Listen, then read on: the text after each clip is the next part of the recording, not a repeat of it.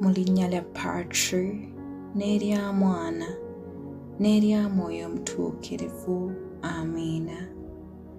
Ayi Mukama nnyini buteefu Yezu Kristu, nkwegayiridde n'okukwesengereza okubonaabona kwo kumbeerera amaanyi aganneetalirira n'aganzibira n'agankuuma.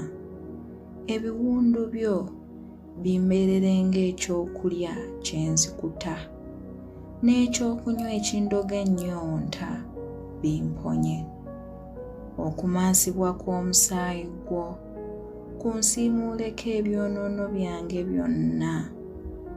Okufa kwo kumbeerere obulamu obutaggwaawo. Omusaalaba gwo gunsaanyize ettendo eritaggwaawo.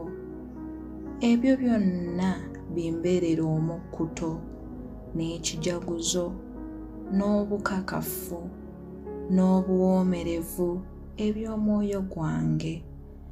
Gwawangaala ng'owaŋŋamye mu bwakabaka emirembe n'emirembe. Amiina. Mu linnya lya Patri n'erya Mwana n'erya Mwoyo Omutuukirivu. Amiina.